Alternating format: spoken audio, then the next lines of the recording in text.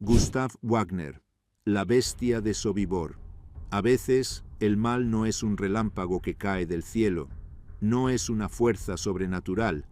A veces, el mal es la suma de 1000 decisiones cotidianas. Es el hombre que silba una tonada mientras camina hacia su trabajo. Es el padre que acuesta a su hija con un cuento y un beso en la frente. Es el compañero de copas que paga su ronda y cuenta un chiste. Y es también, en el mismo hombre, la mano que empuña un hacha sin pestañear, la voz que ordena una atrocidad entre bostezo, el vacío en los ojos que mira morir a un niño. Esta historia es el viaje al corazón de esa contradicción. Es la biografía de la normalidad convertida en pesadilla. Nos vamos a sentar, tú y yo, a recorrer la vida de Gustav Wagner, no para buscar justificaciones porque no las hay, sino para enfrentarnos a una pregunta incómoda. ¿Cómo se construye un monstruo, pieza a pieza, elección a elección? Y al final, quizá, entendamos que el horror más verdadero no vive en los castillos de los cuentos, sino en la casa de al lado, vestido con un uniforme que, al quitárselo, deja ver a un hombre común. Prepárate, esto no es ficción. Capítulo 1. El mecánico de Viena, Viena, 1911.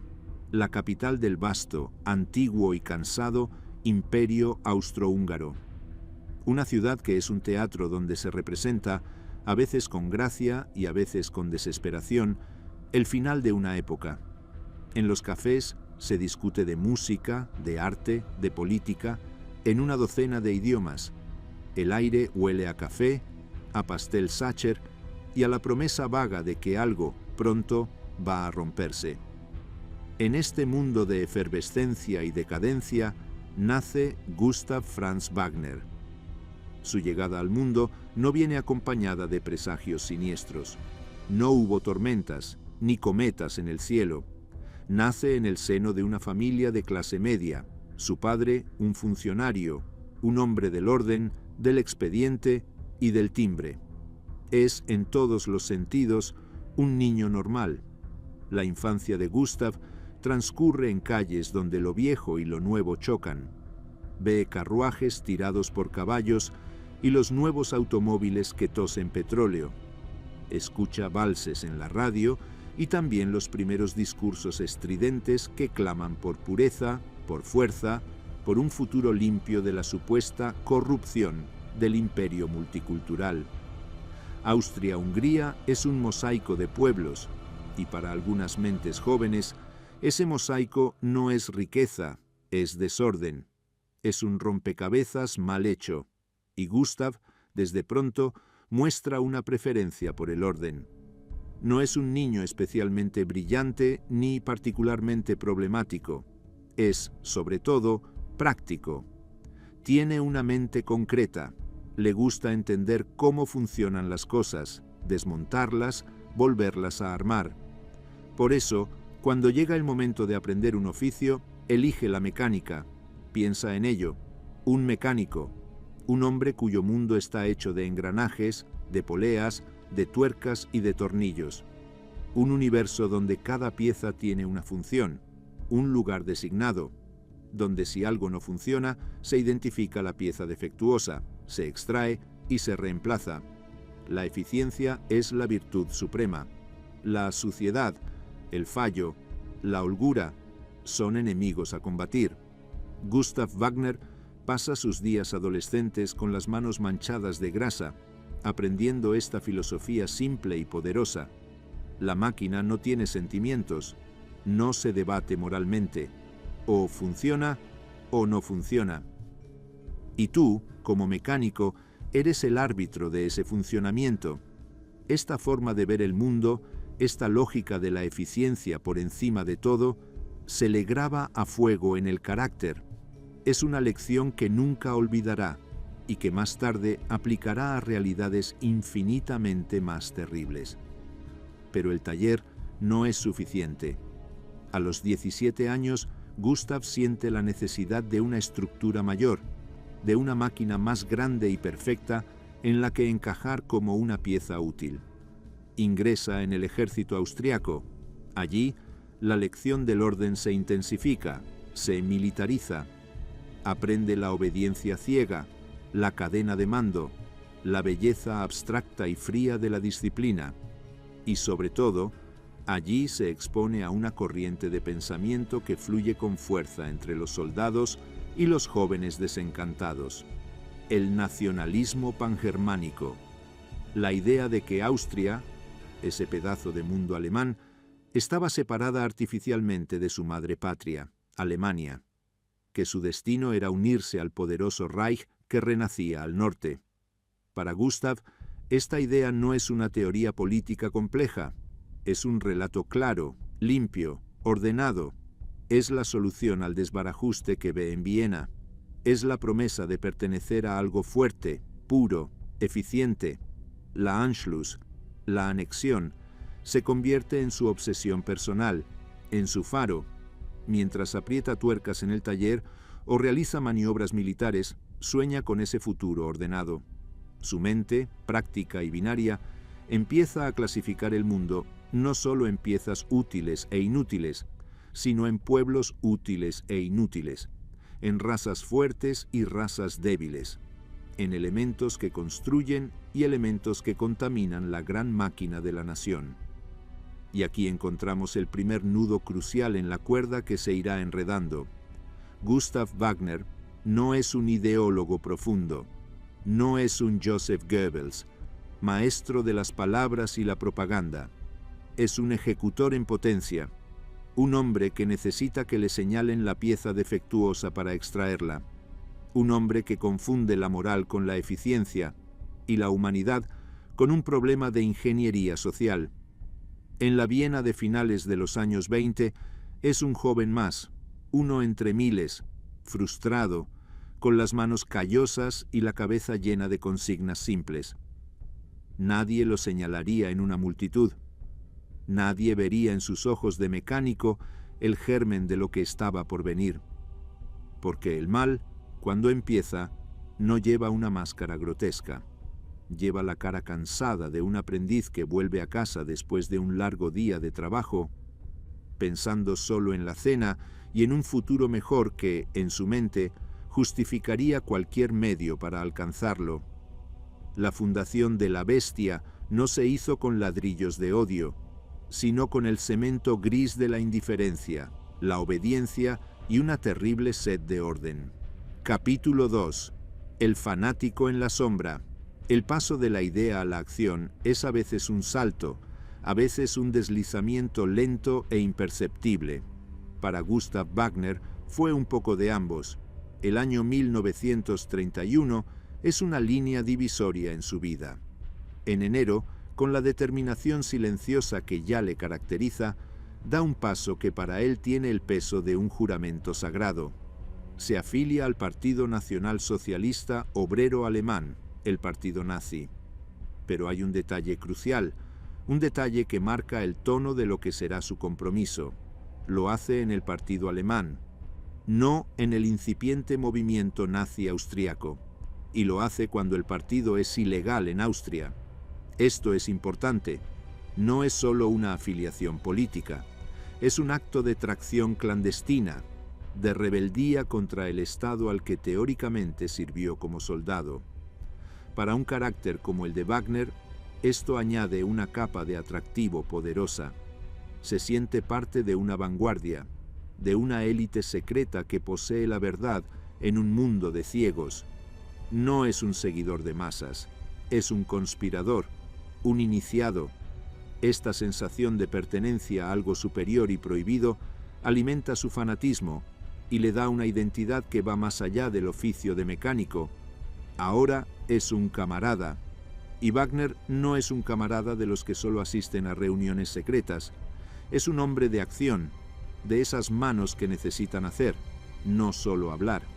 Su activismo es físico, visceral, tangible.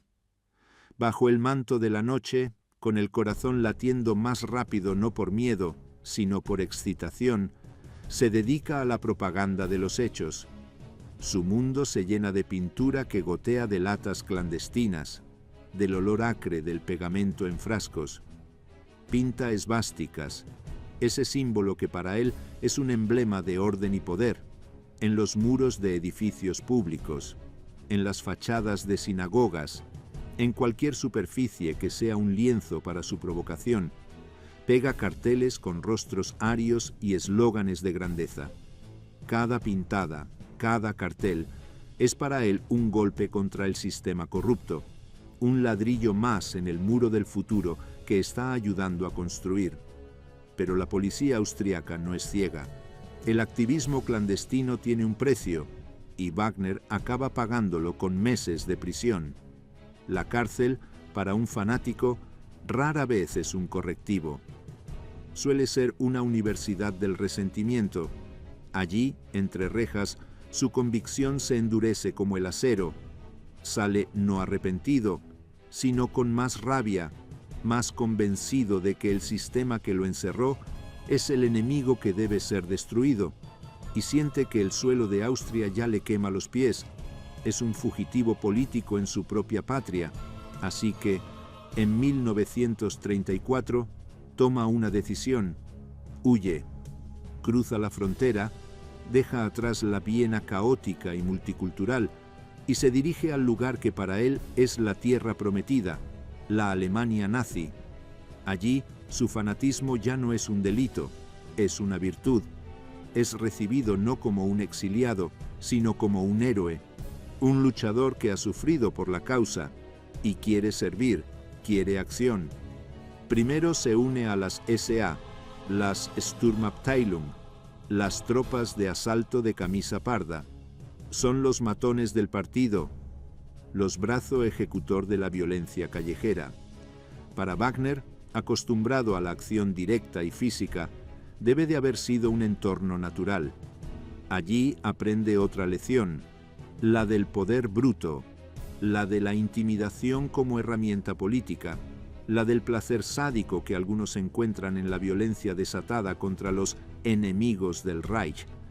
Pero las SA, tras la noche de los cuchillos largos, pierden poder.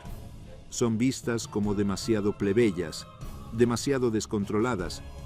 Gustav Wagner aspira a más. Quiere pertenecer a la verdadera élite, a la Guardia Pretoriana, a la Orden de Caballería Negra del Nuevo Orden. Quiere el uniforme de las SS. Las Schutzstaffel no son unos matones callejeros, son, en teoría, la selección racial y política, los guardianes místicos de la pureza nazi.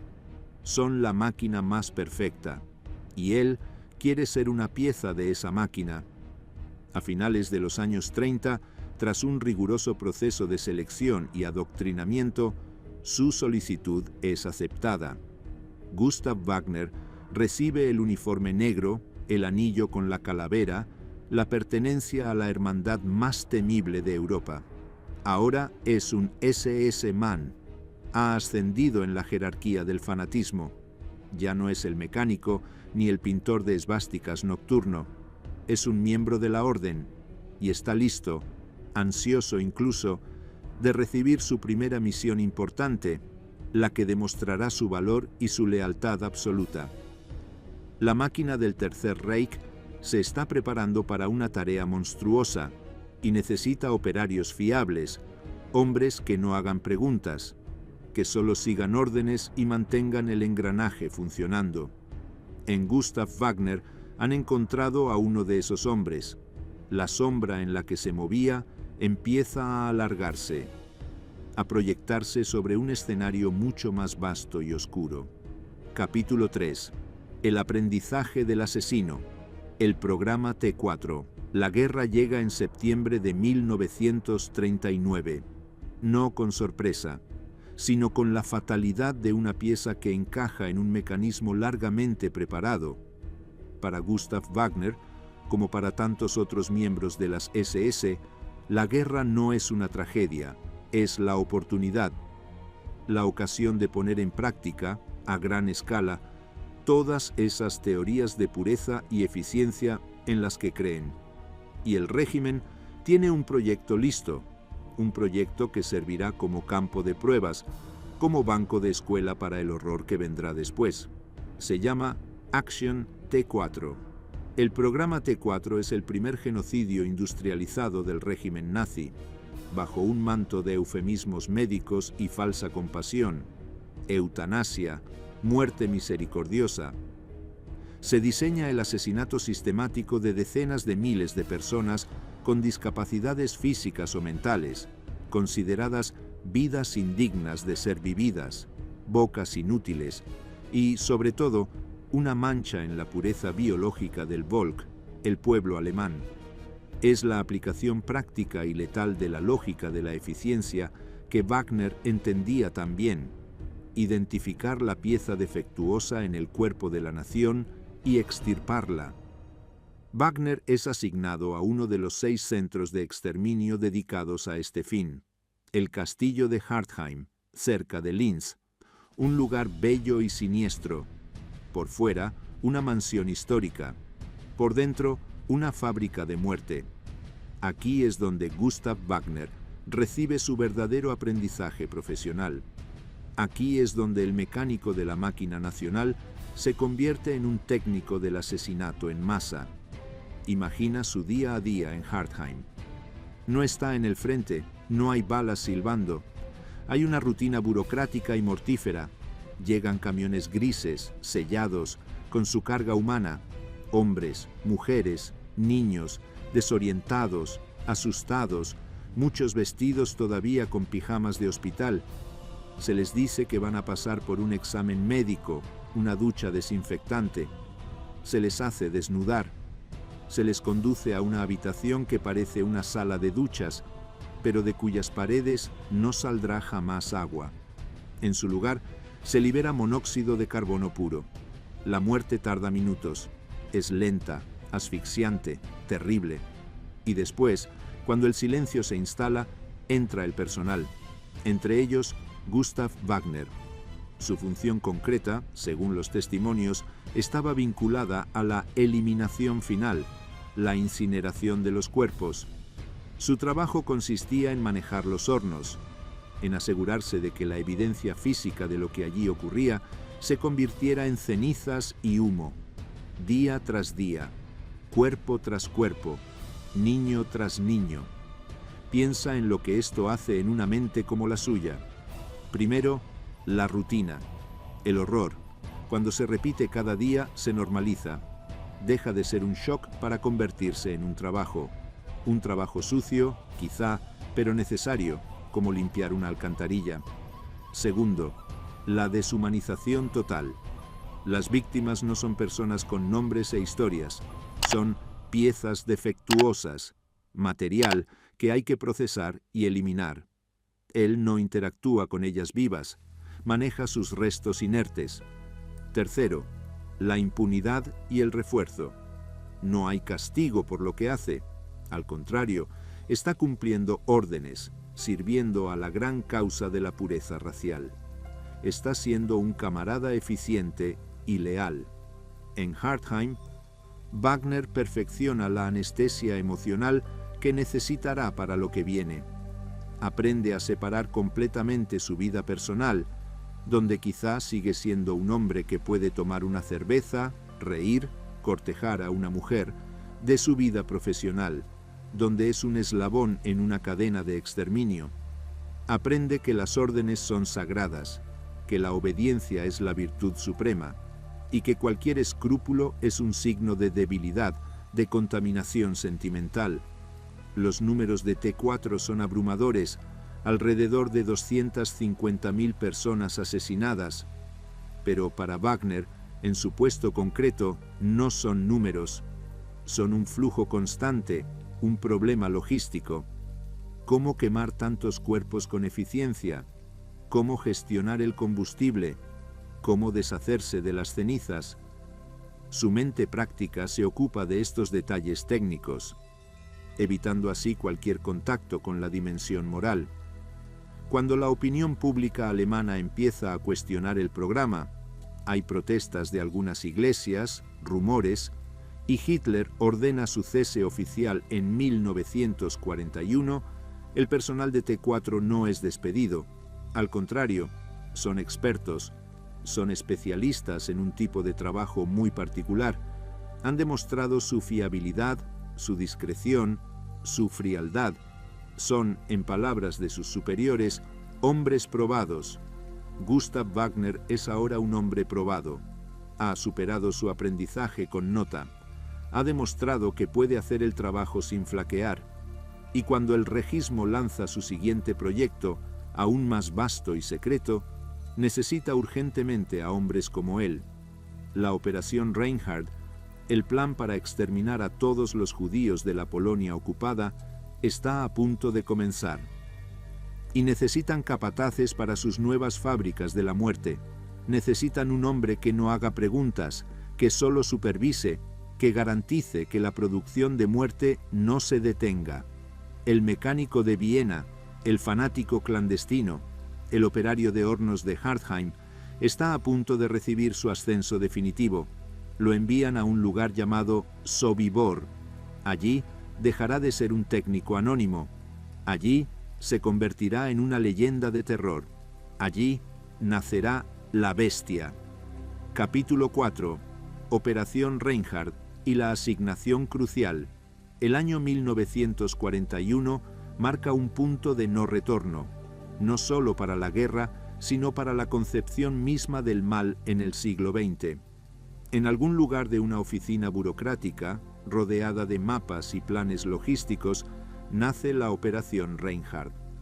El nombre suena técnico, impersonal, como el de un proyecto de ingeniería. Y en cierto modo, lo era.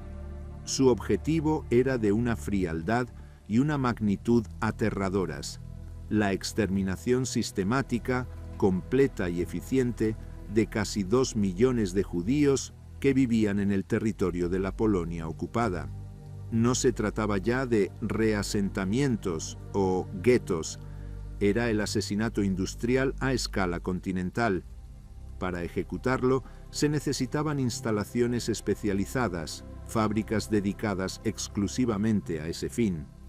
Así surgieron los 3 centros de exterminio puro de la Operación Reinhard: Belzec, Treblinka y Sobibor.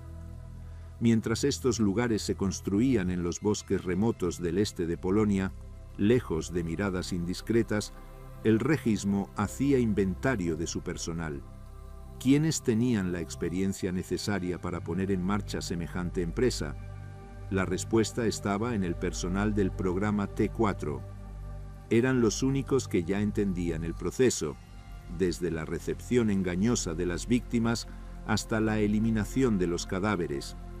Eran ingenieros del genocidio, y su expertise era ahora un recurso estratégico. Y así, en la primavera de 1942, Gustav Wagner recibe sus nuevas órdenes. Lo destinan a Sobibor. Para sus superiores es una elección lógica, casi natural. Wagner ha demostrado en Hartheim ser confiable, discreto, insensible al sufrimiento y eficiente en sus tareas. No es un ideólogo que pueda cuestionar las órdenes por moral, es un ejecutor nato. Para él, seguramente, este traslado fue visto como un ascenso, un reconocimiento a su buen trabajo, una asignación de mayor responsabilidad dentro de la gran maquinaria del Reich. Imagina ese viaje. Deja atrás el relativo confort y la discreción del castillo de Hartheim dentro del territorio alemán y se adentra en los vastos y agrestes paisajes de la Polonia ocupada. Llega a un lugar que no aparece en los mapas corrientes. Sobibor no era un campo de concentración al uso, con barracones y trabajos forzados. Era algo mucho más específico y letal, una trampa mortal perfectamente diseñada, un engranaje de muerte oculto en medio de un bosque de pinos. Al llegar, Wagner se encuentra con un complejo pequeño, casi claustrofóbico, dividido en áreas o lager. El campo prima, donde estarían los barracones de los prisioneros judíos destinados a los Sonderkommando, los comandos especiales forzados a colaborar en el proceso de exterminio para sobrevivir unos días más. El campo segundo, la zona de recepción, con su falsa estación de tren, sus carteles tranquilizadores, su andén, y el campo Treso, el corazón oscuro del secreto, separado por una empalizada de ramas entrelazadas, las cámaras de gas y las fosas. Todo el perímetro estaba rodeado por una doble valla de alambre de espino, camuflada con ramas de pino y minado. Era un lugar pensado para que nadie entrara sin ser deseado, y sobre todo, para que nadie saliera vivo. El cometido de Wagner en este infierno mecanizado queda claro de inmediato. No es un guardia más. Es nombrado Oberscharführer, suboficial jefe, y, lo más importante, subcomandante del campo, el segundo al mando. Su superior directo es el comandante, primero Franz Stangl y más tarde otros, pero la autoridad cotidiana, la supervisión omnipresente, el látigo que mantiene el ritmo de la matanza, eso recae en gran medida en los hombros de Gustav Wagner. Él es el capataz. Es el hombre que se asegura de que la fábrica funcione sin problemas, de que la producción no decaiga, de que el personal, tanto los guardias ucranianos como los prisioneros del Sonderkommando, cumpla sus tareas con precisión y terror. Aquí es donde la personalidad de Wagner encuentra su hábitat perfecto. La obsesión por el orden, la eficiencia deshumanizada que aprendió como mecánico y perfeccionó en Hartheim, ahora tiene un reino entero sobre el que gobernar. Su trabajo ya no es manejar hornos al final de la cadena, ahora supervisa la cadena completa. Desde el momento en que los trenes, atestados de hombres, mujeres y niños exhaustos y aterrados, chirriaban sobre los raíles hasta detenerse en aquel andén mentiroso, hasta el instante en que las cenizas de sus cuerpos eran esparcidas en fosas comunes. La sombra de Wagner lo cubría todo. Su asignación a Sobibor no fue un accidente del destino, fue la consecuencia lógica de todo lo que había elegido ser hasta ese momento. El régimen nazi tenía un nicho para hombres como él, y él aceptó ocuparlo con fervor. En el silencio opresivo de los bosques de pinos, lejos del mundo, Gustav Wagner iba a dejar de ser un simple funcionario del horror. Iba a dar rienda suelta, con el respaldo de la autoridad absoluta, a todo lo que llevaba dentro. Iba a dejar su huella personal en la producción en masa de la muerte. Y esa huella sería tan brutal, tan marcada por un sadismo personal y gozoso, que muy pronto haría que incluso sus propios compañeros le miraran con una mezcla de respeto y repulsión. El trabajo estaba a punto de comenzar, y él, Gustav Wagner, estaba listo para convertirse en el amo y señor de aquel pequeño reino del terror. Capítulo 5. El rol de mando y el diseño del exterminio. Para entender la magnitud de lo que Gustav Wagner supervisaba, hay que adentrarse en la coreografía macabra, en la rutina diaria de Sobibor. No era un campo de batalla con explosiones y gritos de carga. Era un proceso administrativo y logístico que terminaba en asesinato masivo. Y Wagner era el maestro de ceremonias de esa danza de la muerte. El día en Sobibor empezaba con la expectativa del cargamento. Los trenes llegaban, a veces varios a la semana, transportando a miles de personas desde los guetos de Polonia y de toda Europa. El engaño era la primera arma, y estaba perfeccionado. El andén parecía el de una estación rural cualquiera. Había un letrero que decía Sobibor, e incluso un reloj falso pintado en la pared. Un miembro de las SS, a veces el propio comandante, daba la bienvenida con un discurso tranquilizador. Se les informaba a los recién llegados, aturdidos por el viaje en vagones de ganado sin agua ni comida, que estaban en un campo de tránsito, que debían ducharse y desinfectarse antes de ser reasentados en Ucrania para trabajar. Se pedía a los hombres que se separaran de las mujeres y los niños para una inspección médica. La mentira era cruel en su plausibilidad, y aquí la supervisión de Wagner era clave. Con su imponente figura recorría la plataforma observando. Su presencia bastaba para acallar cualquier duda o protesta incipiente. Vigilaba que los guardias ucranianos y los prisioneros del Sonderkommando cumplieran su papel en el teatro, ayudar a bajar el equipaje, dirigir a la gente con calma, repetir las mentiras aprendidas. Cualquier fallo en la puesta en escena, cualquier señal de pánico que pudiera delatar la verdad y provocar una resistencia desesperada, era una ineficiencia, y Wagner no toleraba las ineficiencias. Tras el discurso, comenzaba el despojo. En el campo segundo se les ordenaba a las víctimas desnudarse, prometiéndoles que su ropa sería desinfectada. Debían entregar todos sus objetos de valor. Luego, hombres por un lado, mujeres y niños por otro, eran conducidos a través de un sendero estrecho, conocido como Schlauch, la manguera o el tubo. Este camino, flanqueado por alambre de espino y ramas, era el último trayecto. Les llevaba directamente a las puertas de un edificio de madera que parecía una gran sauna. Sobre la entrada incluso había una estrella de David. Era el edificio de las cámaras de gas. Wagner no solía estar presente en el interior de las cámaras en el momento de la ejecución. Ese trabajo sucio lo realizaban los guardias ucranianos bajo las órdenes de un especialista, pero él supervisaba el flujo. Se aseguraba de que los grupos entraran con rapidez y sin altercados, de que las puertas se sellaran herméticamente, de que el motor diésel que bombeaba el monóxido de carbono funcionara sin problemas. Después, cuando el silencio indicaba que el proceso había terminado, supervisaba la siguiente fase, la extracción de los cuerpos.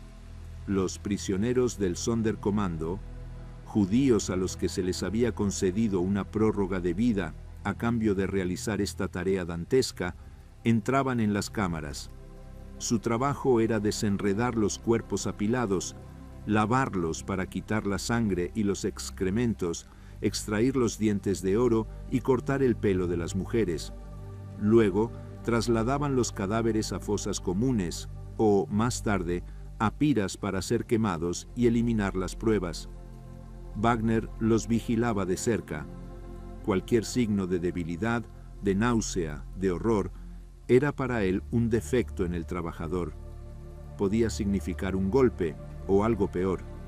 Este era su verdadero rol de mando, garantizar que la mentira inicial se mantuviera hasta el último segundo para evitar el caos, y que una vez iniciado el proceso de exterminio, éste se desarrollara con la máxima velocidad y el mínimo gasto de recursos. Era un gerente de la muerte.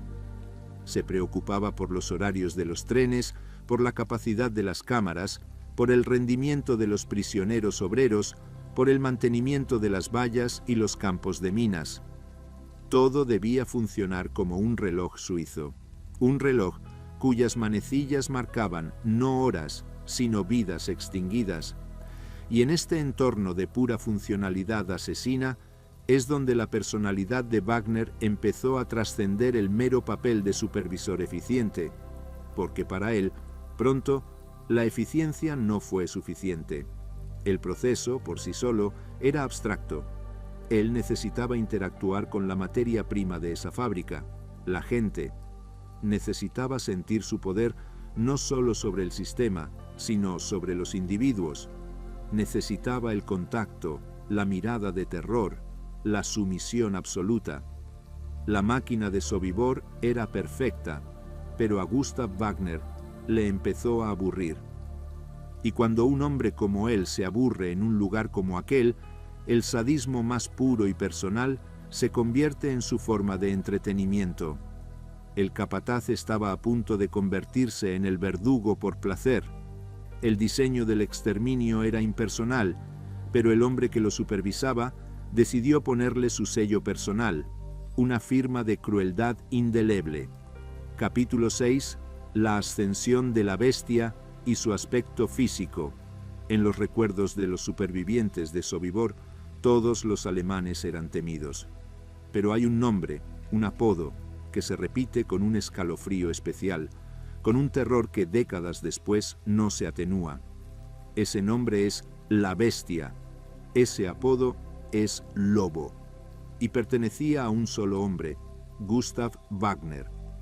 ¿Cómo se forja una reputación así en un lugar donde el horror era la norma? No fue de la noche a la mañana, pero sí con una rapidez aterradora. Wagner no se limitaba a supervisar, se implicaba. Recorría el campo con una energía inquieta, sus ojos escudriñando cada rincón, buscando cualquier excusa, cualquier infracción mínima a las reglas absurdas que él mismo imponía para desatar su violencia. Los prisioneros pronto aprendieron a distinguir sus pasos. No eran los pasos medidos de un oficial haciendo una ronda, eran pesados, irregulares, y llevaban consigo el aura de lo impredecible. Con Wagner nunca se sabía. Podía pasar de largo con indiferencia, o podía detenerse, mirarte fijamente, y por el simple hecho de que tu mirada se hubiese cruzado con la suya un segundo demasiado largo, ordenarte una paliza mortal. Su aspecto físico jugaba un papel crucial en esta construcción del terror.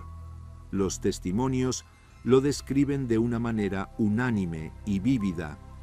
Gustav Wagner era un hombre enorme, medía cerca de 2 metros y pesaba más de 100 kilos. No era la gordura blanda de un burócrata, era una masa sólida, poderosa, de una fuerza física descomunal. Sus brazos eran anormalmente largos, casi simiescos, y luego estaba el detalle que completaba la imagen siniestra. Una grave deformidad en un hombro, quizá desde el nacimiento, que le daba una postura desigual, un andar oscilante y torpe.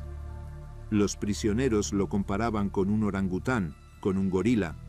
Era, literalmente, una figura bestial.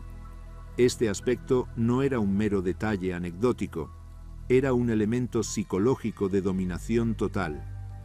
Cuando Wagner se plantaba delante de un prisionero, ya había ganado. La desproporción era absoluta. Él era la montaña, el prisionero un insecto.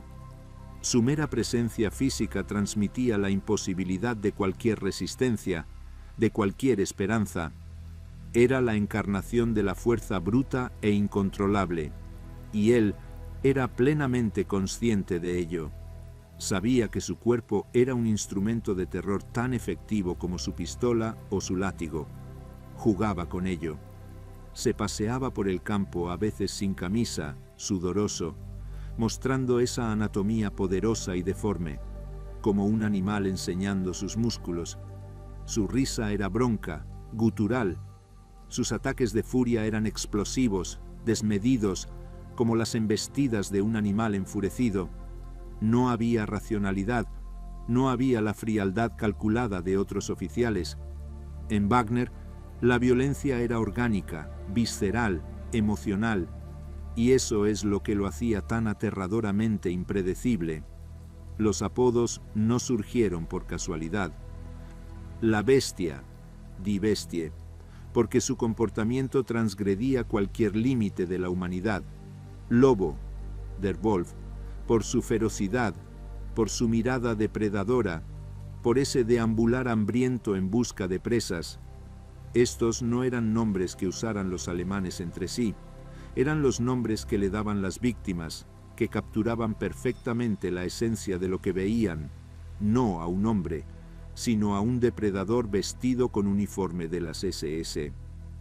Esta transformación en la bestia no ocurrió en el vacío. Fue la consecuencia de tener un poder absoluto sobre la vida y la muerte, combinado con una personalidad que carecía por completo de empatía y que encontraba en la crueldad una forma de afirmación personal, incluso de placer. En el universo cerrado y perverso de Sobibor, Wagner descubrió que podía ser no solo un gerente, sino un dios caprichoso y sádico. Su aspecto físico le proporcionaba el escenario perfecto, el disfraz ideal para el monstruo que decidió ser. Ya no era el subcomandante Wagner, Era el lobo, era la bestia, y pronto empezaría a cazar, no por necesidad, sino por deporte. El siguiente capítulo de su leyenda estaba a punto de escribirse con sangre, sudor y el sonido de huesos quebrándose bajo el impacto de una pala. Capítulo 7. El sadismo desencadenado. Asesinatos por deporte. La violencia en Sobibor no era, tristemente, una anomalía, era el sistema mismo, pero lo que diferenciaba a Gustav Wagner, lo que elevaba su brutalidad a la categoría de leyenda negra, era el elemento personal, el goce, la creatividad sádica que aplicaba a su trabajo. Para otros oficiales, matar podía ser una tarea, una orden, una rutina burocrática. Para Wagner era un arte, un deporte, una forma de expresar su dominio absoluto y, de alguna manera perversa, de combatir el aburrimiento de la monotonía del exterminio. Los testimonios de los supervivientes están repletos de escenas que, décadas después, seguían atormentando sus sueños. Y en casi todas, Wagner es el protagonista. Su método no era el disparo limpio a distancia, era íntimo, físico, visceral. Prefería herramientas que requirieran esfuerzo, contacto, que produjeran un sonido específico. El hacha, la pala, el látigo, sus propias manos enormes. Matar con una pistola era, para él, impersonal. Matar con una pala, partiendo un cráneo con el filo de la herramienta, eso sí tenía un sentido. Era una afirmación de su fuerza, una demostración de que podía reducir a la nada a un ser humano con el mismo instrumento con el que se excava la tierra. Hay un relato, repetido por varios supervivientes, que se convirtió en el arquetipo de su sadismo. Un día, en el campo, un prisionero judío mayor, exhausto, se desplomó mientras transportaba una pesada carga. No era un acto de rebeldía, era el cuerpo quebrándose por el hambre, el agotamiento, la desesperación. Wagner lo observó. Se acercó con esa calma amenazante, con ese andar oscilante de primate. No dijo una palabra. Agarró la pala que el propio prisionero llevaba, y con un movimiento lateral, potente, preciso, como un leñador partiendo un tronco, descargó el filo de la pala contra la cabeza del hombre. El cráneo cedió con un sonido seco, hueco. El hombre cayó, y Wagner, según los testigos, ni siquiera jadeó. Dejó la pala manchada al lado del cuerpo, se limpió las manos si acaso en el uniforme y se alejó.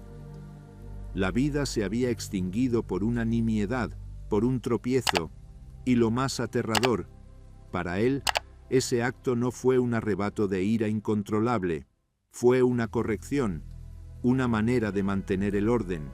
La pieza defectuosa, el prisionero que ya no podía trabajar, había sido retirada de la línea de producción, eficiente, práctico, limpio, en su mente retorcida.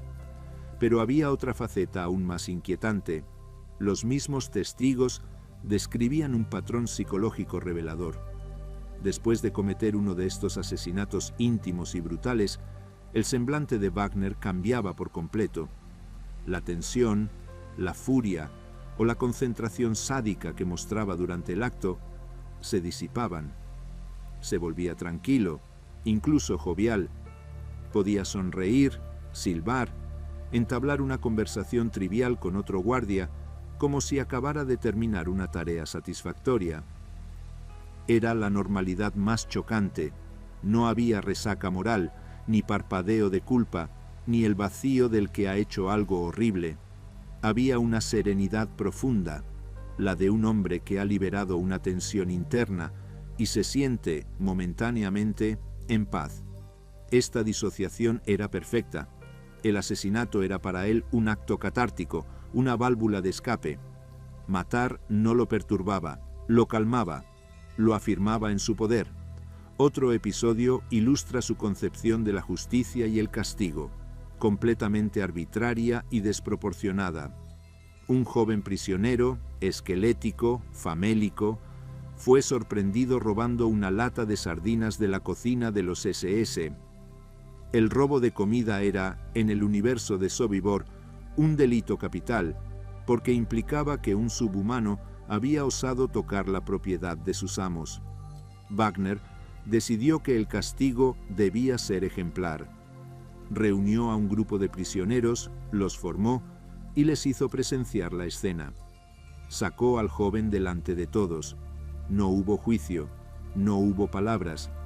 Desenfundó su pistola y le disparó a quemarropa delante de los ojos de sus compañeros. La lección no era solo para el ladrón, era para el grupo. Les recordaba que su vida no valía ni el contenido metálico de una lata de pescado, que cualquier desviación, por mínima que fuera, sería respondida con la aniquilación inmediata. Wagner no gritó. Dio la orden con frialdad, disparó con precisión y luego dispersó a los prisioneros de vuelta a sus tareas. Otro día en la oficina. Este era el sadismo de Wagner, metódico y explosivo a la vez. No mataba solo por cumplir una cuota, mataba para sentir, para demostrar, para entretenerse. Convertía el acto de matar en una interacción personal, en un juego macabro donde él era el único jugador con agency. Los prisioneros no eran oponentes, eran piezas de caza, objetos sobre los que ejercer su voluntad. En el corazón de la fábrica de muerte industrial, Gustav Wagner preservaba un taller artesanal de terror, donde cada asesinato llevaba su firma personal, su toque de brutalidad íntima. Y esta no era la cúspide de su perversión, solo el preludio, porque incluso este sadismo físico pronto le parecería insuficiente. Buscaría formas más elaboradas de degradación, de juego cruel, donde la muerte no fuera el final, sino el clímax de un espectáculo humillante. Capítulo 8. Entretenimiento cruel y desviación sexual. En la economía moral de Sobibor, si es que se puede usar tal término, los prisioneros habían dejado de ser humanos. Eran Stücke, piezas, unidad de medida para el transporte y el exterminio. Pero para Gustav Wagner y algunos de sus compañeros más depravados, también eran algo más. Eran juguetes, fuente de entretenimiento grotesco en la monotonía opresiva del campo. El poder absoluto no solo corrompe, en mentes como la suya se aburre, y ese aburrimiento busca constantemente nuevas formas de diversión sádica. Wagner institucionalizó rituales de humillación colectiva. Uno de los más recordados era el de los cantos. No eran canciones de trabajo para mantener el ritmo, eran burlas cantadas, diseñadas para destrozar la dignidad ya quebrantada de los prisioneros. Los obligaba a formar fila y a entonar, a voz en grito, letras como Ich bin ein Jude mit einer großen Nase, soy un judío con una nariz grande. Tenían que cantarlo una y otra vez. Mientras Wagner y otros guardias recorrían las filas, riendo a carcajadas, golpeando a quien no cantara con suficiente convicción o sonriera con amargura. Era una doble tortura, física por los golpes y psicológica por la obligación de autodenigrarse, de corear los estereotipos que justificaban su exterminio. Era romper el espíritu antes de romper el cuerpo. Otro de sus pasatiempos eran las peleas simuladas. Elegía a dos prisioneros, a menudo los más débiles o los más famélicos, y los obligaba a pelear entre sí, como gallos en un palenque. Les prometía un mendrugo de pan extra o simplemente les amenazaba con muerte inmediata si no lo hacían. Y los hombres, reducidos a la animalidad más básica por el instinto de supervivencia, se golpeaban, se arañaban, se derribaban ante las risas y los aplausos de sus verdugos. Wagner observaba con la satisfacción de un director de circo.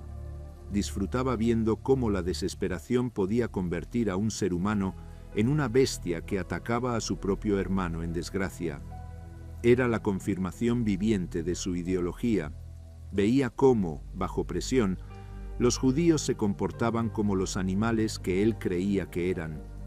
Pero entre todos sus juegos, había uno que los supervivientes mencionan con un horror especial, y que Wagner consideraba su actividad favorita.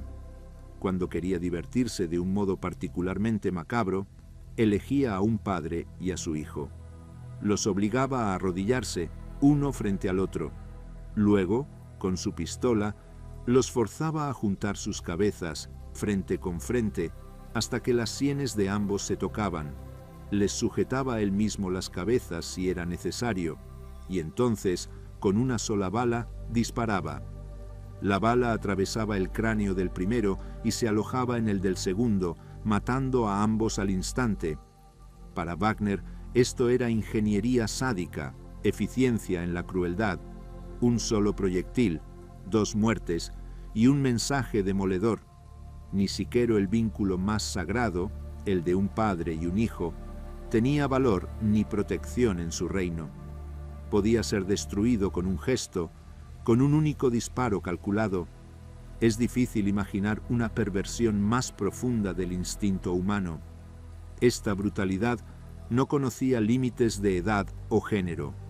Los testigos relatan cómo Wagner, en un arrebato de irritación, arrebató a un bebé de los brazos de su madre y lo arrojó con fuerza contra el suelo, matándolo al instante.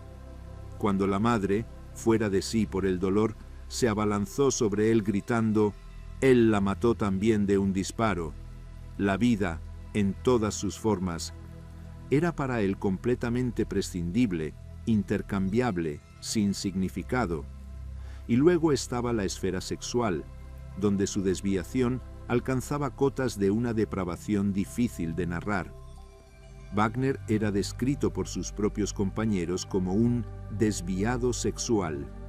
En el campo, donde tenía poder de vida o muerte sobre cientos de mujeres desesperadas, ejercía ese poder de la forma más brutal. Participaba en orgías con otros miembros de las SS, utilizando a prisioneras judías como objetos.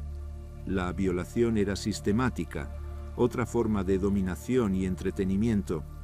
Un episodio particularmente revelador involucra a 2 actrices austriacas, Ruth y Gisela, que llegaron a Sobibor creyendo la mentira del campo de tránsito.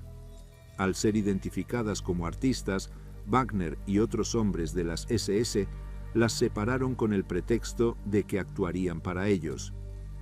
Lo que siguió fue una violación en grupo, una noche de tortura sexual. Después, cuando terminaron con ellas, las fusilaron. La transición de objeto de placer a objeto de exterminio era fluida, natural. Otro oficial, Erich Bauer, conocido como el Gasmeister, se quejaba en sus declaraciones de posguerra de las ruidosas fiestas sexuales que Wagner organizaba, que le impedían dormir después de su propio y largo trabajo en las cámaras de gas. Esta queja, en su banalidad malévola, lo dice todo. Incluso entre monstruos, los excesos sádicos y sexuales de Wagner eran notorios, disruptivos. La bestia, lobo. Estos apodos ahora adquieren una dimensión más completa. No era solo un animal que mataba por instinto, era un depravado que encontraba placer en la humillación sistemática, en la destrucción de los vínculos humanos, en la utilización sexual del sufrimiento ajeno. Había convertido el campo de exterminio en su patio de recreo personal, donde cada día inventaba un nuevo juego, cuyo precio final era siempre la muerte, pero cuyo objetivo real era su propia gratificación sádica. En este punto, Gustav Wagner no era solo un ejecutor del Holocausto, era su arquetipo más perverso y personal, y sin embargo, incluso para un rey absoluto de un reino así, el reloj de la historia seguía avanzando, y en la mente de aquellos a quienes torturaba, una chispa de un plan desesperado empezaba a arder, un plan que dependería, curiosamente, de una casualidad, la ausencia del mismísimo Wagner. Capítulo 9. La revuelta. El día que la bestia faltó el verano de 1943 trajo un rumor sordo, persistente, que se propagó entre los prisioneros de Sobibor como un escalofrío colectivo. Circulaba el susurro de que el campo pronto cesaría sus operaciones. Para los nazis, esto podía significar el final de una misión cumplida. Para los judíos del Sonderkommando, los únicos que quedaban con vida en ese infierno, significaba solo una cosa: su asesinato. Eran los testigos incómodos, los que habían visto demasiado. Sabían que no los trasladarían a otro campo, los liquidarían, como habían liquidado a los transportes anteriores. Esta certeza no era paranoia, era una deducción lógica, confirmada por un mensaje desgarrador. De otros campos de la Operación Reinhardt, que ya habían cerrado, como Belzec, llegaron grupos de prisioneros a Sobibor para ser exterminados. Pero antes de subir a los camiones de la muerte, algunos de esos prisioneros, sabiendo su destino, cosieron mensajes en los forros de sus ropas, en los dobladillos. Cuando los prisioneros de Sobibor desnudaban los cadáveres y revisaban las prendas, encontraron esas notas. Eran breves, apresuradas, y decían cosas como: «Sepan que a ustedes también los matarán. Vénguennos». Era una confirmación desde la tumba. No había esperanza en la obediencia. La única esperanza, por remota que fuera, estaba en la rebelión. En este contexto de desesperación total llegó, en septiembre de 1943, un transporte especial. No era el habitual de civiles, eran 20 prisioneros de guerra judíos del Ejército Rojo Soviético. Hombres endurecidos por el frente, entrenados en el combate, en la evasión, en la resistencia. Entre ellos estaba un teniente, Alexander Sasha Pechersky. Su llegada fue como una chispa en un polvorín. De repente, entre los prisioneros, había hombres con conocimientos militares, con experiencia organizativa, con la mentalidad de que era mejor morir luchando que caminando hacia la cámara de gas. Pechersky y otros líderes clandestinos comenzaron a planear lo imposible, un levantamiento masivo y un escape. El plan era audaz y dependía del factor sorpresa. Consistiría en eliminar silenciosamente, uno a los oficiales de las SS en sus lugares de trabajo aislados a lo largo de la tarde, conseguir sus armas y luego, en plena confusión, asaltar la armería y abrirse paso a través de las alambradas y los campos de minas. Cada día que pasaba, la urgencia crecía. Se sentía el fin cerca. Y entonces, la casualidad, o el destino, intervino de la manera más irónica. A mediados de octubre, Gustav Wagner, la bestia, el hombre más temido y vigilante del campo, no estaba. Se había tomado unas vacaciones, había viajado para reunirse con su entonces esposa, Karin, para celebrar el nacimiento de su hija, Marion. La ausencia del subcomandante no pasó desapercibida para los conspiradores. Para ellos era una señal, una brecha en la seguridad. Wagner era conocido por su hipervigilancia, por su instinto depredador para detectar el miedo o la conspiración. Su ausencia relajaba ligeramente la tensión, abría una ventana de oportunidad. Los prisioneros creían, con razón, que sus posibilidades de éxito aumentaban sin la presencia omnipresente y sádica del lobo. Él, que había matado por deporte, estaba ausente en el momento en que su reino se iba a levantar contra él. El 14 de octubre de 1943, alrededor de las 4 de la tarde, el plan se puso en marcha. Fue una hora de tensión silenciosa y violencia contenida.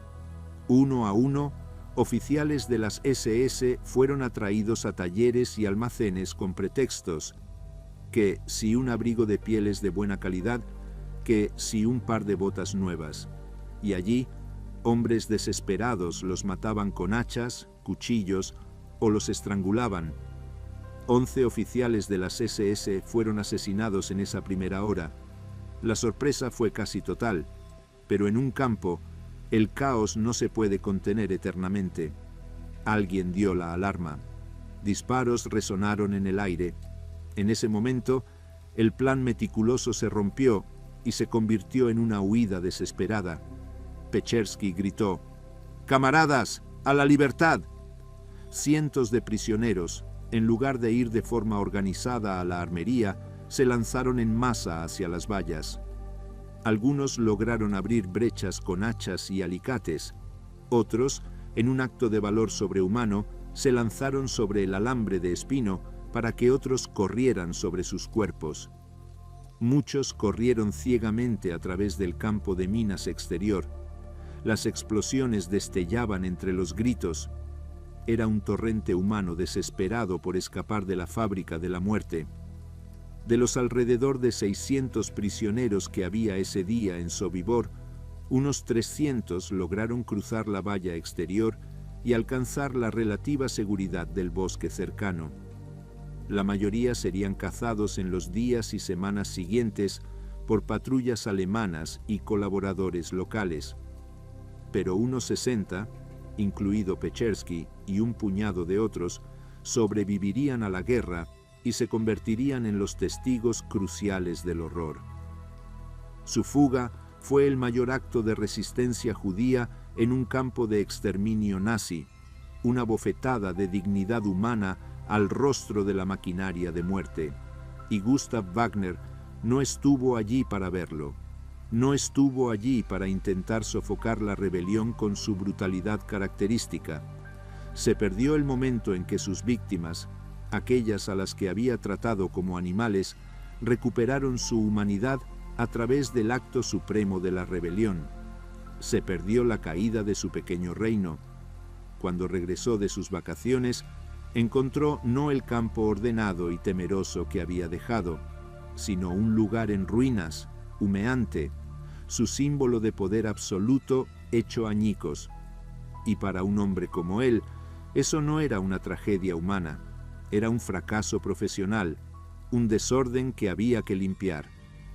Le esperaba una última tarea, tan despiadada como todas las anteriores, pero con un sabor final a derrota y cenizas.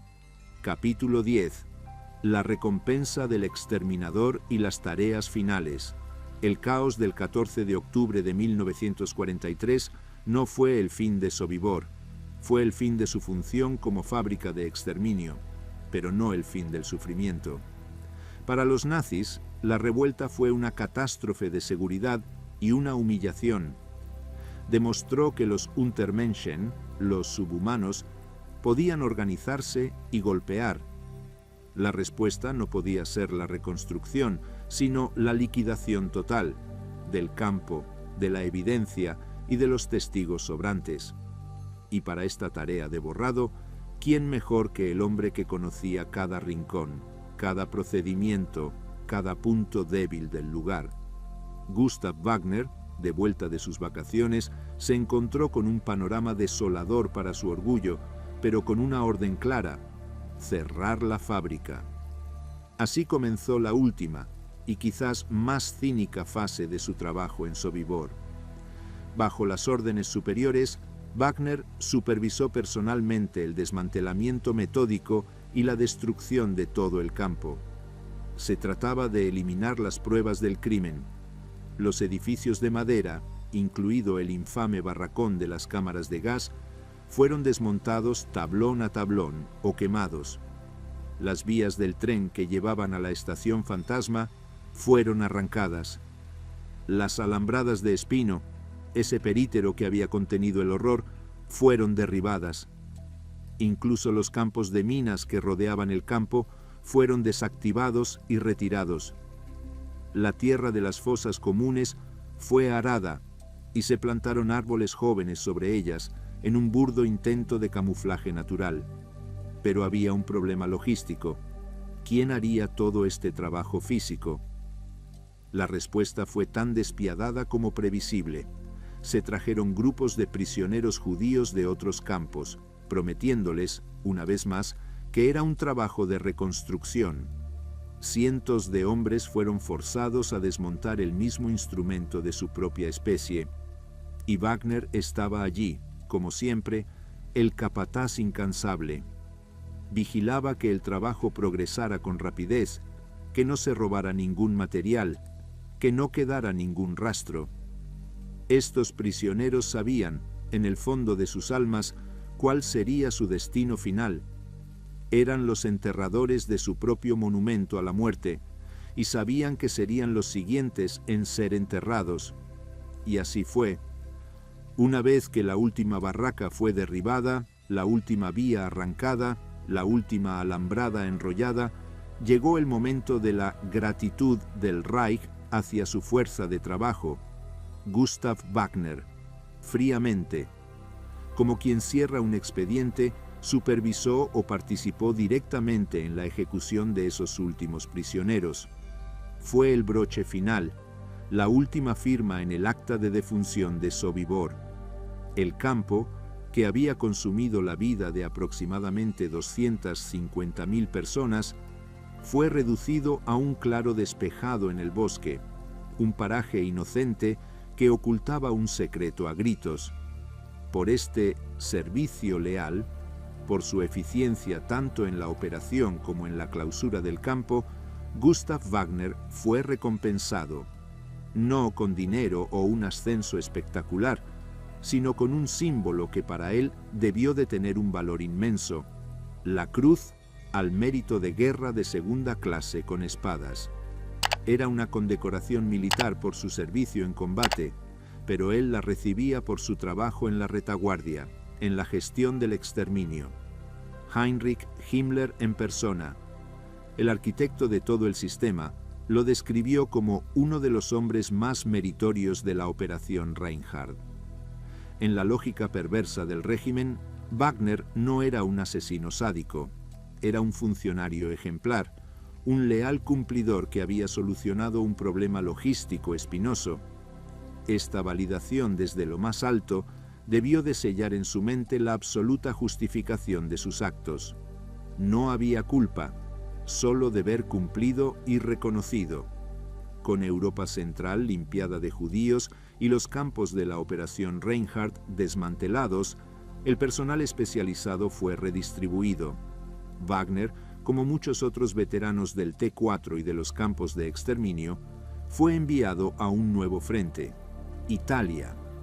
Allí, en el caos del colapso del régimen fascista y la ocupación alemana, su experiencia seguía siendo útil. Participó en la deportación de judíos italianos, muchos de los cuales terminarían en Auschwitz. Era el mismo trabajo, en un escenario diferente. La caza continuaba. El final de la guerra en mayo de 1945 lo sorprendió probablemente en territorio austriaco o alemán. Terminó, como tantos otros, en un campo de prisioneros de guerra administrado por los estadounidenses. Pero aquí ocurrió algo crucial, algo que marcaría el destino de las décadas siguientes. Fue liberado.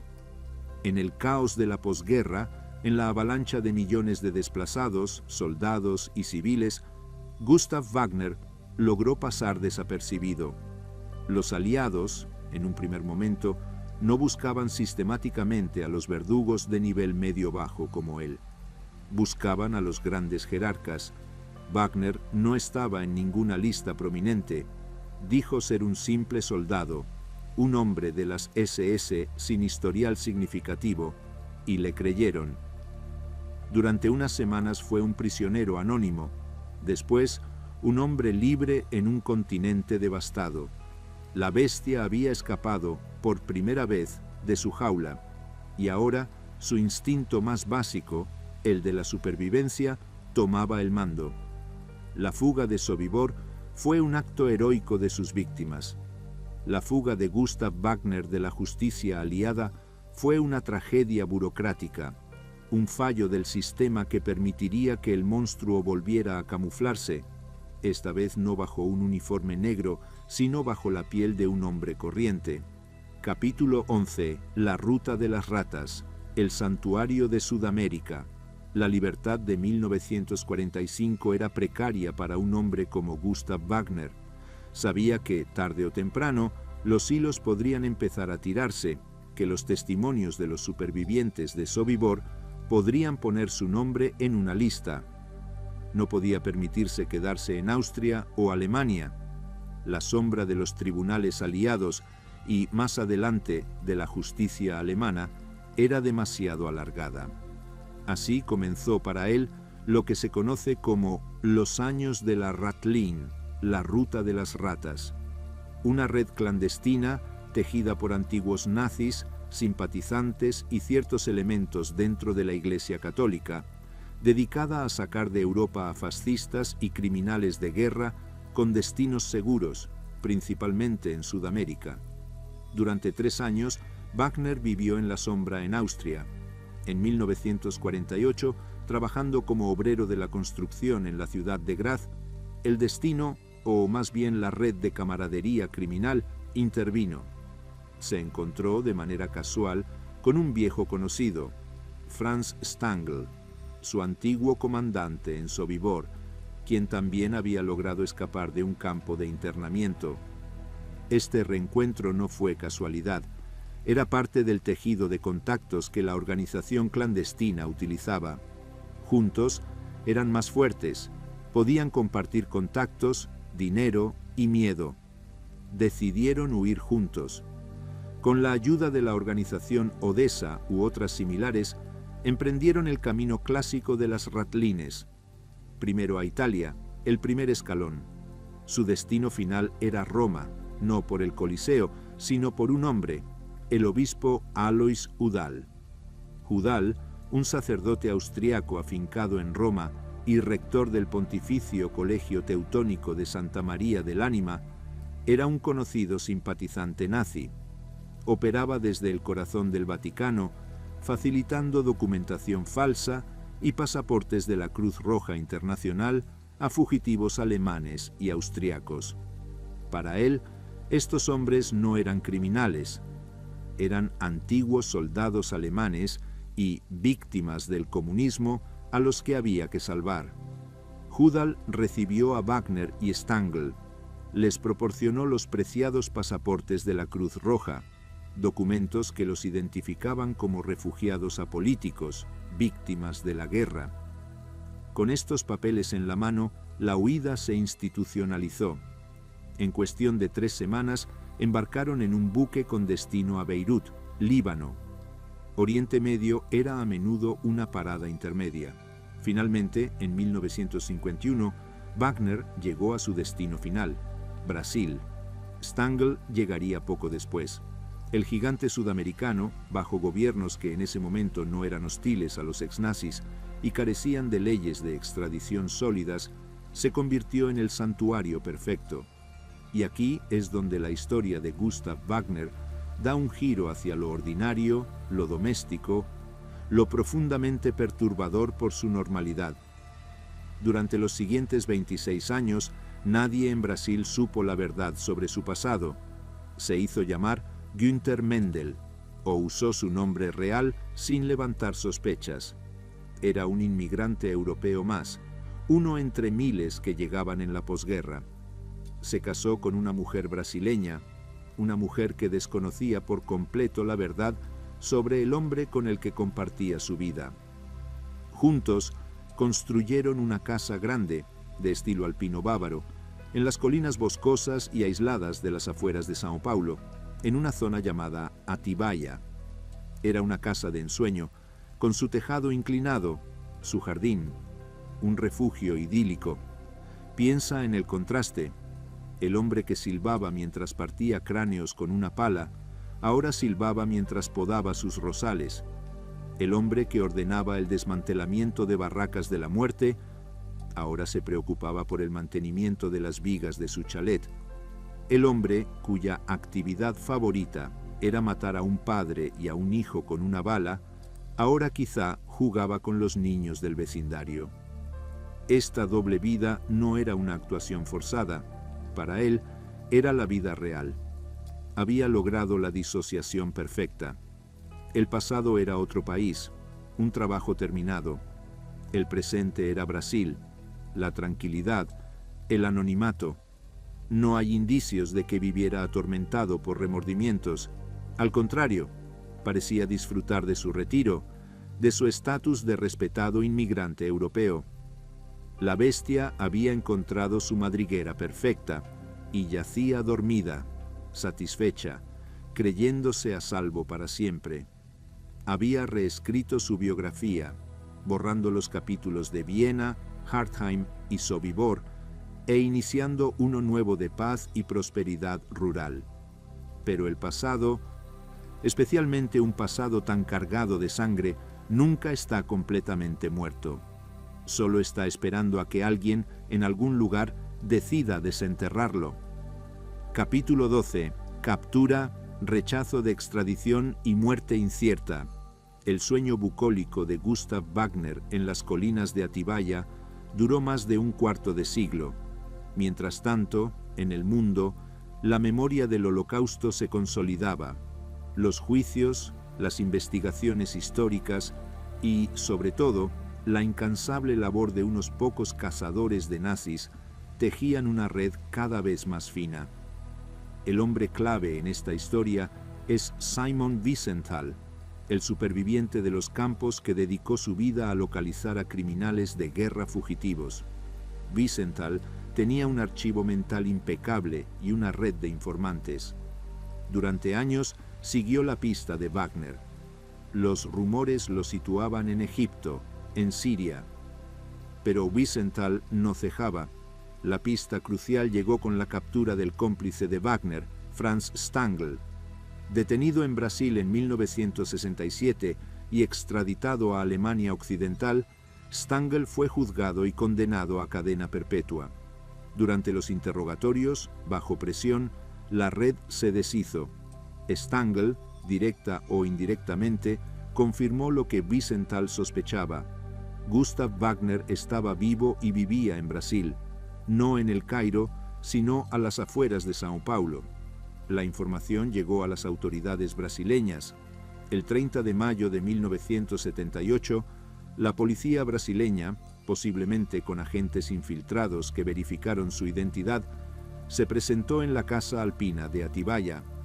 Gustav Wagner, un hombre de 66 años, fue detenido sin resistencia. La noticia fue un terremoto. De repente, el mundo se acordaba de Sobibor y de la bestia. Alemania Occidental, Austria, Polonia e Israel solicitaron inmediatamente su extradición. Wagner ya había sido condenado a muerte in absentia por tribunales polacos en los años 60. Era uno de los criminales de guerra más buscados. Lo que siguió fue un calvario legal y psicológico.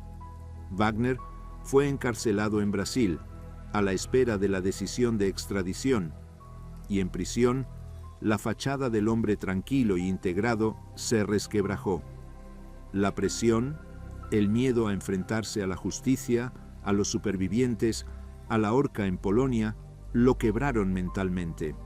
Mostró tendencias suicidas graves y repetidas.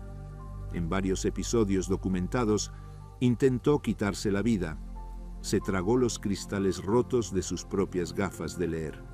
Se cortó las venas en la bañera de su celda. Se golpeó la cabeza repetidamente contra los muros de hormigón. Era la desesperación final de un hombre que se veía acorralado, no por remordimientos, sino por el pánico al castigo. En este estado, concedió una entrevista a la BBC en 1979, desde la cárcel. Es una pieza escalofriante de cinismo y ausencia total de empatía. No mostró el más mínimo arrepentimiento. Describió su trabajo en Sobibor con una banalidad espeluznante. Era mi trabajo. Simplemente se convirtió en otro trabajo. Habló de sus rutinas.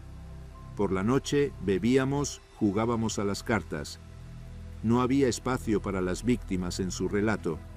Para él, seguía siendo una cuestión logística, un empleo. Esta incapacidad para conectar emocionalmente con el horror que causó es quizá la prueba definitiva de su naturaleza. Y entonces llegó el giro legal inesperado. la última y amarga ironía para las víctimas. El Tribunal Supremo de Brasil, tras años de batallas legales, rechazó la extradición. No lo hizo por compasión o por dudar de su culpabilidad.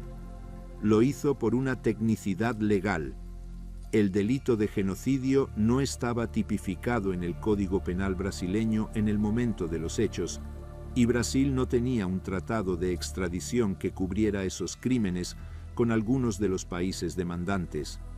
Fue una decisión fría, jurídica. No significaba inocencia, significaba impunidad por una laguna legal. Gustav Wagner fue puesto en libertad. Regresó a su casa de Atibaia en octubre de 1980. No era un héroe, era un hombre libre, pero marcado, vigilado, conocido. La libertad duró poco. El 3 de octubre de 1980, apenas unos días después de su regreso, fue encontrado muerto en el comedor de su casa. Tenía un cuchillo de cocina clavado en el pecho. Su abogado informó de inmediato que se trataba de un suicidio. La versión oficial brasileña lo respaldó, pero el suicidio era, y sigue siendo, profundamente cuestionable. ¿Un hombre diestro se apuñala a sí mismo en el pecho con fuerza suficiente para clavarse un cuchillo? Es posible, pero inusual. Muchos, incluidos investigadores y supervivientes, creyeron que podría haber ocurrido algo más. ¿Fue un ajuste de cuentas? ¿Algún grupo de vigilantes? ¿Algún antiguo compañero temeroso de que hablara? ¿O fue realmente el acto final de desesperación de un hombre que, una vez perdida la protección de la prisión y enfrentado a una vida de infamia y acoso, decidió terminar con todo? Nunca se sabrá con certeza. La investigación brasileña fue rápida y poco profunda. Gustav Wagner murió a los 69 años, sin haber enfrentado nunca un tribunal por sus crímenes. No hubo juicio, no hubo condena final, no hubo momento de rendición de cuentas ante las víctimas. Su muerte, como su vida, estuvo rodeada de sombras y preguntas sin respuesta. El epílogo es simple y elocuente. Como señaló un periódico al día siguiente, no se derramaron lágrimas por Gustav Wagner. No las derramó su pueblo, al que traicionó. No las derramó la humanidad, a la que ultrajó. Quizá ni siquiera las derramó su propia familia, que descubrió demasiado tarde la verdad sobre el hombre que amaban. Su legado no es un nombre honrado en una lápida, sino un apodo grabado a fuego en el registro del horror humano: la bestia de Sobibor. Un recordatorio eterno de hasta dónde puede caer un hombre cuando decide cambiar su humanidad por la eficiencia del mal, y su conciencia por el silbido tranquilo de quien cree haber hecho, simplemente, su trabajo. Y así termina la historia de Gustav Wagner. Una historia que empezó en un taller de Viena y acabó en una casa de estilo bávaro, perdida en la selva brasileña, con un cuchillo clavado en el pecho. Una vida que demuestra que el mal más extremo no necesita un origen sobrenatural. Basta con la suma de pequeñas decisiones: la decisión de obedecer ciegamente, la de deshumanizar al otro, la de buscar el orden aunque el precio sea el exterminio, y la de encontrar en la crueldad una forma de entretenimiento. Nos queda una pregunta incómoda, inevitable. ¿Cómo es posible que un hombre así pudiera vivir 26 años en paz, ser un vecino, construir una familia, mientras el peso de 250.000 de almas descansaba sobre su conciencia? Quizá la respuesta más aterradora sea que, para él, no había peso alguno. Para él, como nos dijo a la BBC, solo fue un trabajo. Recordar a Wagner no es darle gloria, es todo lo contrario. Es desenterrar del olvido a sus víctimas, es nombrar el horror para que no se repita, es mirar de frente el abismo al que puede llevar la ideología fanática, la obediencia cinética y la deshumanización del diferente. Sobibor ya no existe. donde estuvieron los barracones y las cámaras de gas, ahora hay un claro tranquilo, un memorial silencioso. Pero las historias, como la que hemos contado hoy, deben seguir vivas. Porque la memoria es el único antídoto verdadero contra el olvido, y el olvido es el primer paso para que la historia se repita. Y con esto, amigos, llegamos al final de este documental. Ha sido un viaje duro, lo sé. Agradezco profundamente que me hayáis acompañado hasta aquí. Si esta historia te ha hecho reflexionar, si crees que es importante que estas voces no se callen, hazme un favor enorme. Suscríbete al canal. Cada suscripción es un voto para que podamos seguir investigando y contando historias que, aunque difíciles, son necesarias. Dale a la campanita de notificaciones, porque no subimos vídeos con frecuencia, pero cuando lo hacemos, queremos que estés ahí, que formes parte de esta comunidad de memoria. Cuéntanos en los comentarios, ¿qué es lo que más te ha impactado de la figura de Gustav Wagner? ¿Crees que la justicia, al final, lo alcanzó? ¿Desde dónde nos estás viendo? Me encanta leer vuestras impresiones y crear un diálogo con todos vosotros. Y por supuesto, si crees que este documental tiene valor, que puede llegar a más gente, dale un me gusta y compártelo. Ayúdanos a que estas lecciones del pasado no se queden en el vacío. Os mando un abrazo enorme y os doy las gracias, de corazón, por vuestro tiempo y vuestra atención. Hasta el próximo viaje a la historia. Cuidaos mucho.